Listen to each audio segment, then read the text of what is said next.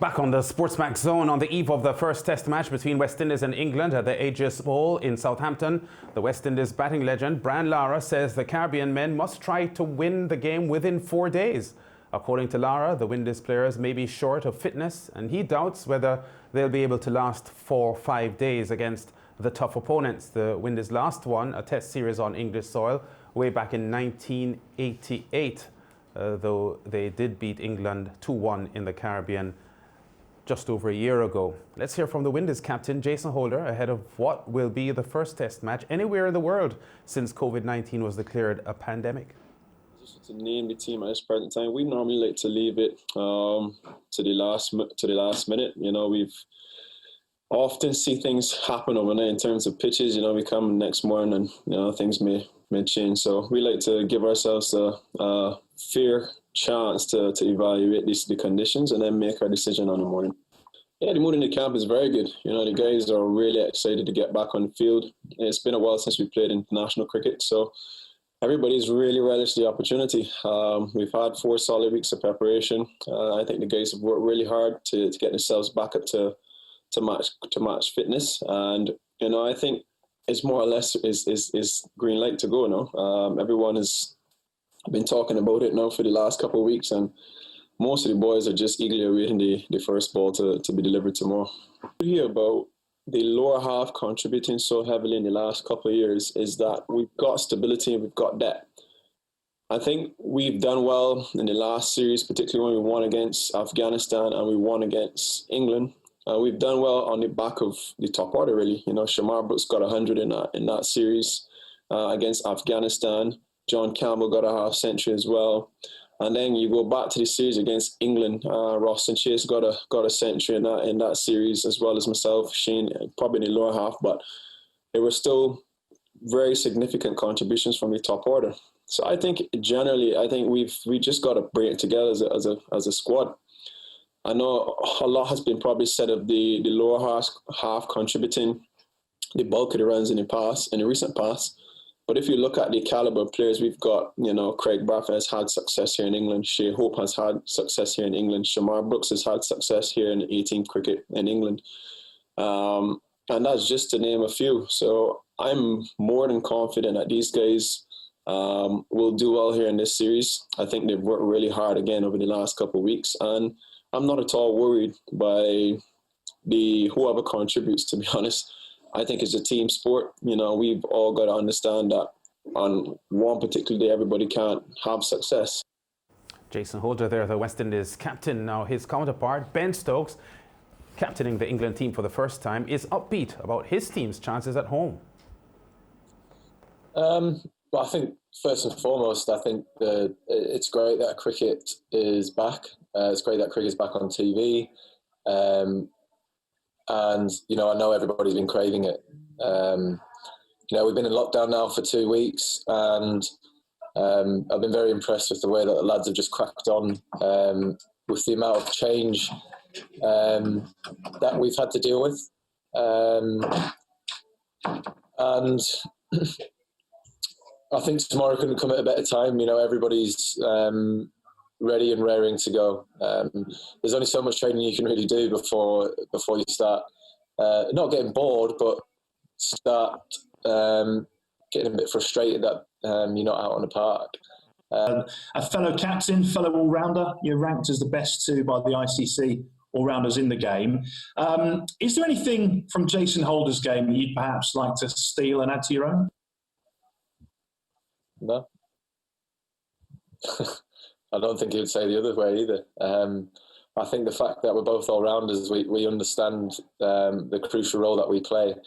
We've got a chance to influence the game with the ball and the bat, and that gives us 2 opportunities.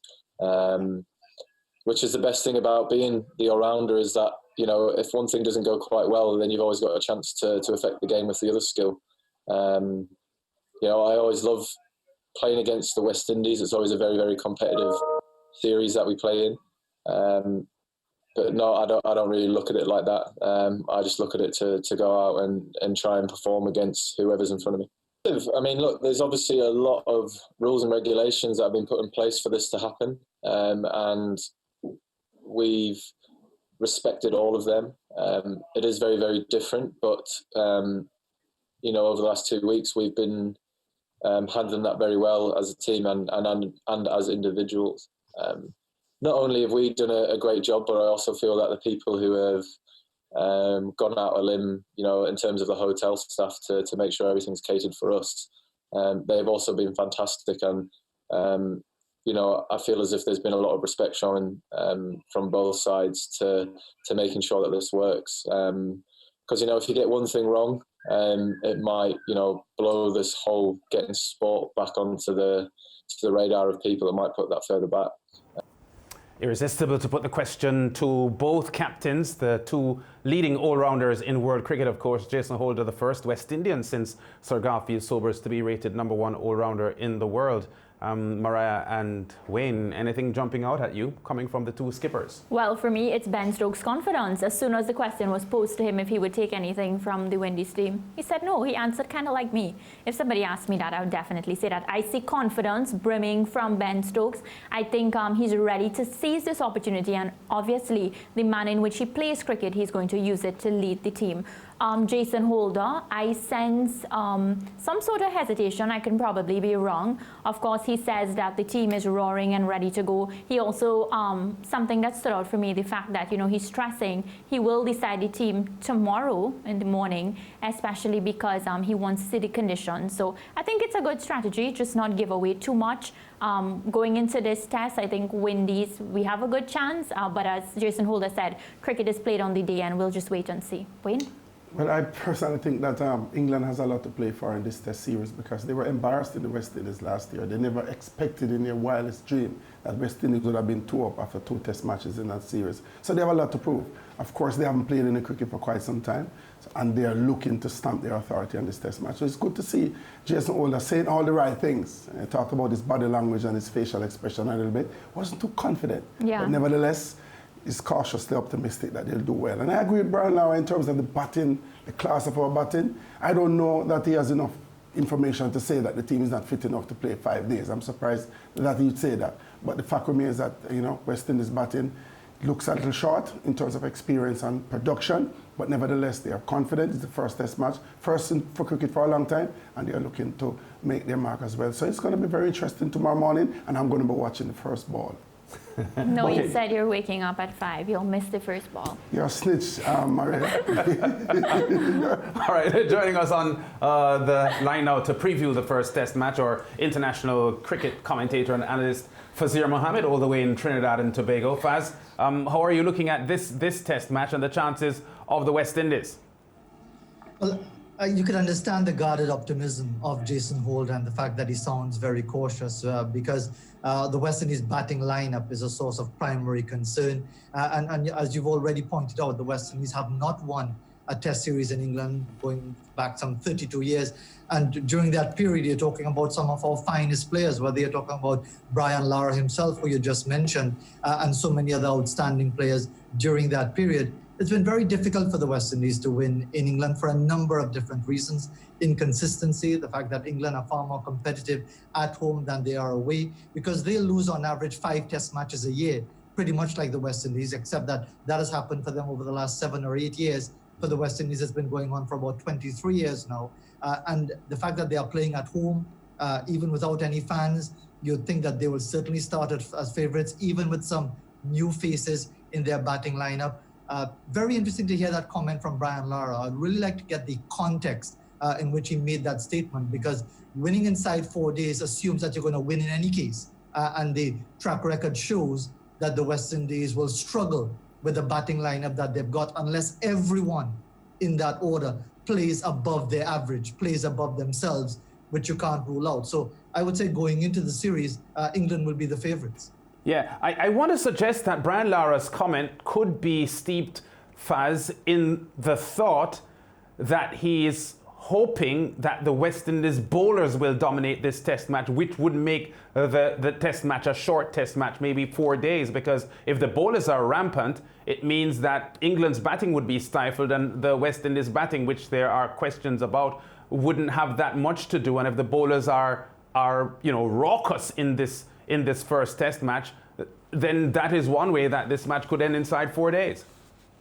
Fair point, but as we've seen test matches over the last decade, especially involving the West Indies, once there's a result, it doesn't go 5 days anyway, winning or losing. As we saw in the Caribbean last year, the West Indies won the first 2 test matches inside 4 days. When the West Indies were in England in 2017, the test matches finished inside 3 days, with the exception of that famous win at Headingley. So the time factor issue may not be that much of a point, although I suppose you take Lara's point to a certain degree. But at the end of the day, I think if the West Indies could actually win more, whether they win in the last session or in the last over of the 5th day, I think that would be fantastic, because they've had excellent preparation from what we understand. But it's a different thing when you get out on the field in a competitive environment against quality bowlers, and especially when your numbers are very ordinary. We certainly want to be optimistic about the West Indies' chances, but let's face the fact, the highest batting average of this West Indies lineup right now is Shamar Brooks at 34.8.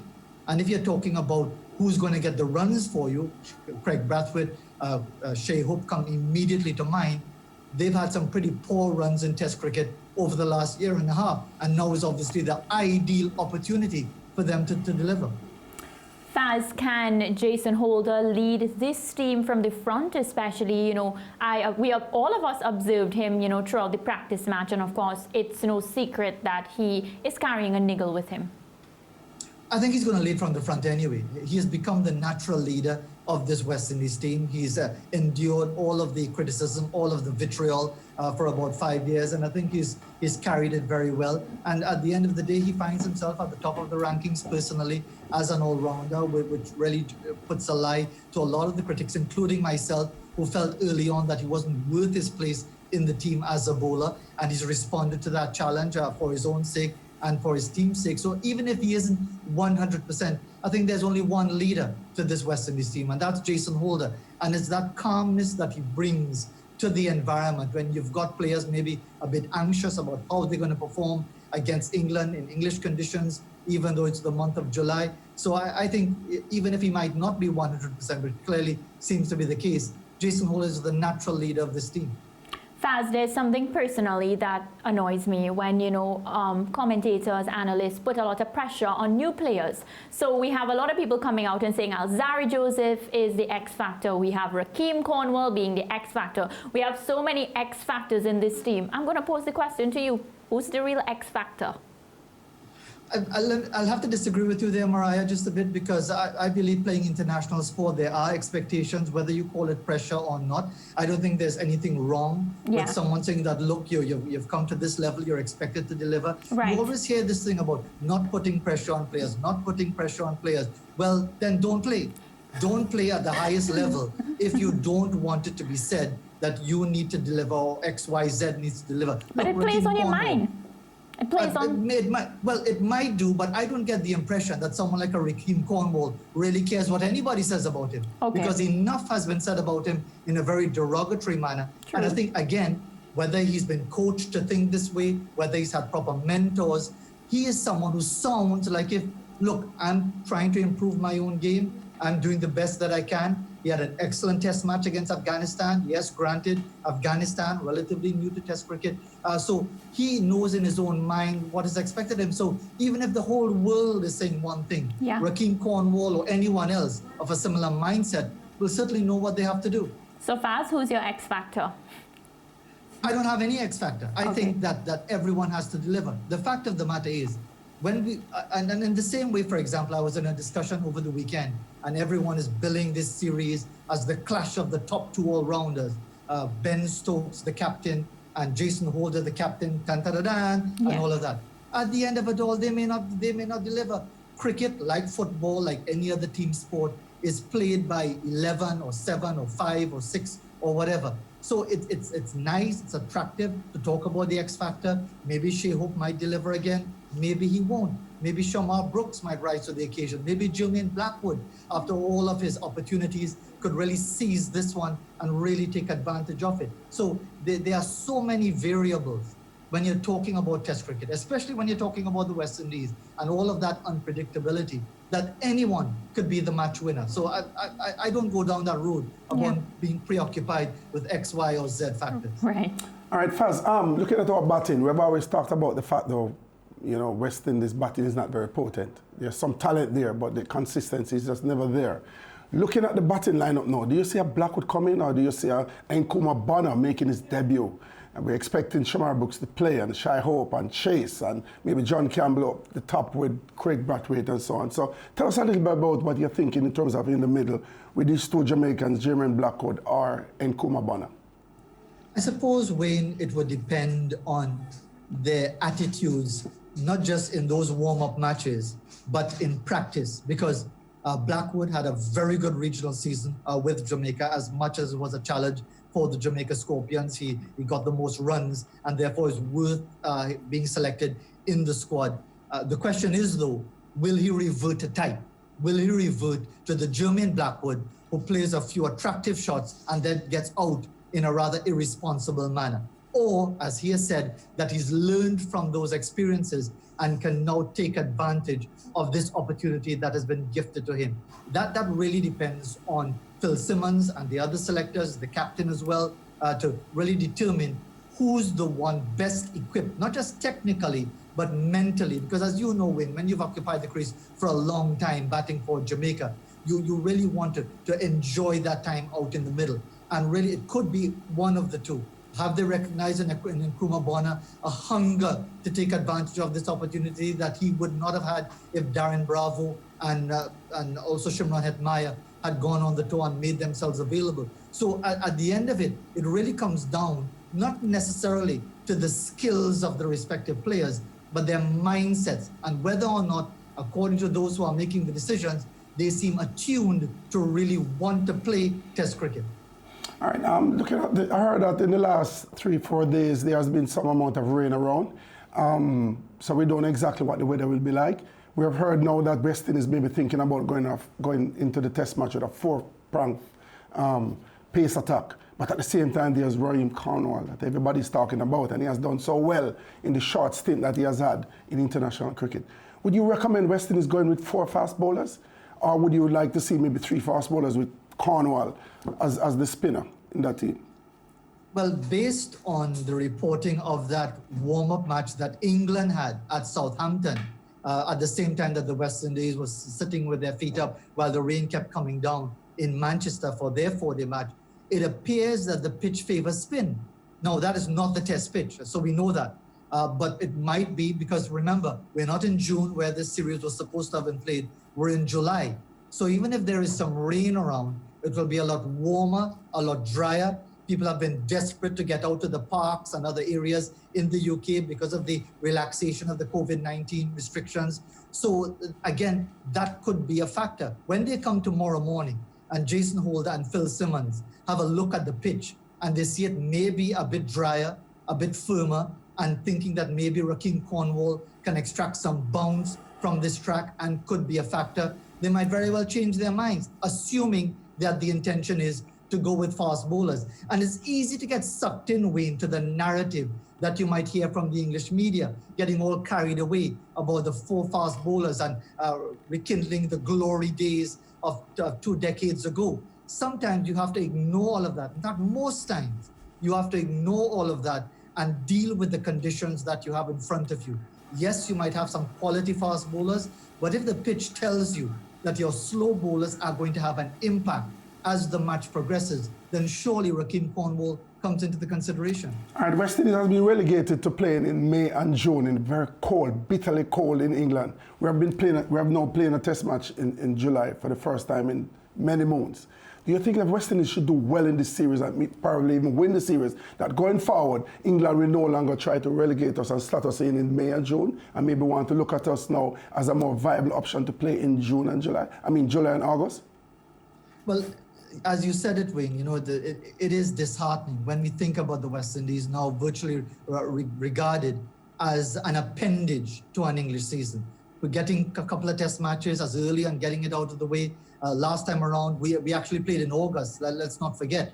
We played towards the end of the English summer and played 3 Test matches and had that fantastic turnaround at Headingley. So that really was an excellent opportunity for the West Indies to deliver at the high point of the English season. And they did so partially. But there are a number of other elements to it. A lot in the English media are having the discussion about this being ideal preparation for the next Ashes series, which is 18 months away, Wayne. And again, that is an obvious disrespect to the West Indies. And if that disrespect is to be stuffed back down the throats of the English, then it's up to the West Indies to respond. Or if they don't, then it will vindicate a West Indies staying where they are, playing limited test matches against the big nations.